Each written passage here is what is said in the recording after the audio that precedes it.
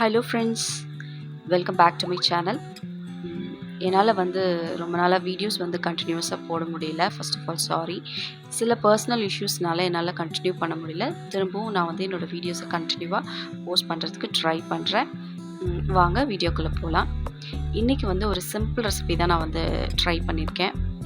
Fried rice recipe restaurant ஸ்டைலில் எப்படி செய்யலாம், சிம்பிளாக இருக்கிற இன்க்ரீடியன்ட்ஸ் வச்சு வீட்டில் எப்படி செய்யலாம் அப்படின்னு சொல்லி நான் உங்களுக்கு இன்றைக்கி காமிச்சிருக்கேன்.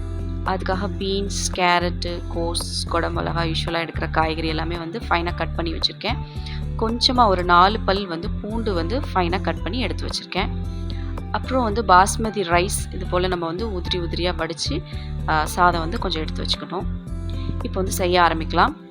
ஒரு பேன் எடுத்துகிட்டு ஒரு 2 டேபிள் ஸ்பூன் அளவுக்கு ஆயில் போட்டுட்டு, ஆயில் நல்லா காஞ்சதுக்கப்புறம் நம்ம ஃபைனாக கட் பண்ணி வச்சுருக்கிற பூண்டு போட்டு நல்லா லைட்டாக சாட்டே பண்ணிக்கலாம்.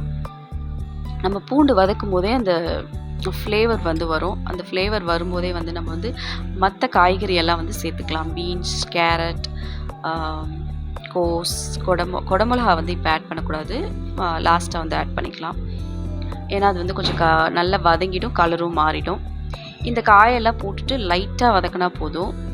ஏன்னா நம்ம ஃப்ரைட் ரைஸ் சாப்பிடும்போது கொஞ்சம் க்ரன்ச்சியாக இருந்தால், காய்கறி எல்லாம் கொஞ்சம் க்ரன்ச்சியாக இருந்தால் நல்லாயிருக்கும். இப்போ நம்ம குடமிளகா ஆட் பண்ணிக்கலாம். ஆட் பண்ணிவிட்டு அதையும் லைட்டாக சாட்டே பண்ணிக்கலாம். சாட்டே பண்ணிவிட்டு இப்போ நம்ம உதிரியாக வடித்து வச்சுருக்கிற பாஸ்மதி ரைஸ் எடுத்துகிட்டு அதையும் நம்ம சேர்த்துக்கலாம். இது மாதிரி சேர்த்துக்கோங்க. சேர்த்துட்டு அதையும் நல்லா கிளறி விட்டுக்கோங்க.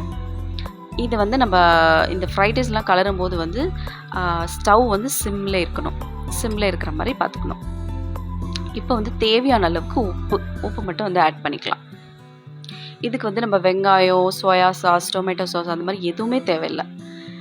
உப்பு ஆட் பண்ணிவிட்டு பெப்பர் பவுடர் நமக்கு தேவையான அளவுக்கு ஆட் பண்ணிக்கலாம். ஆட் பண்ணிவிட்டு கிளறி விட்டுட்டிங்கன்னா ஒரு ரெஸ்டாரண்ட் ஸ்டைலில் அதே ஃப்ளேவர்லேயே உங்களுக்கு ஒரு சிம்பிளான ஃப்ரைட் ரைஸ் ரெடி ஆகிடும். ரொம்ப சிம்பிளாக இருக்கும், ரொம்ப சூப்பராக இருக்கும். நீங்கள் ட்ரை பண்ணி பாருங்கள். ஏன்னா நம்ம அந்த பூண்டு ஆட் பண்ணியிருக்கோம். அதனோட ஃப்ளேவரே உங்களுக்கு ரெஸ்டாரண்ட் ஸ்டைல் ஃப்ரைட் ரைஸ் கண்டிப்பாக கொடுக்கும். நீங்களும் ட்ரை பண்ணி பாருங்கள். ட்ரை பண்ணி பார்த்துட்டு எப்படி இருக்குது அப்படின்னு சொல்லுங்கள். குழந்தைங்களுக்கு ஈஸியாக டக்குன்னு நம்ம காலையில் பிரேக்ஃபாஸ்ட் தயார் பண்ணுறதுக்கு ஒரு வெஜிடபிள்ஸ்லாம் ஆட் பண்ணி அவங்களுக்கு பிடிச்ச ஸ்டைல்லே, அவங்களுக்கு பிடிச்ச மாதிரியே ஈஸியாக ரெடி பண்ணி கொடுத்துடலாம். ட்ரை பண்ணி பாருங்கள். ட்ரை பண்ணிவிட்டு கமெண்ட் சொல்லுங்கள். தேங்க்ஸ் ஃபார் வாட்சிங். தேங்க்யூ.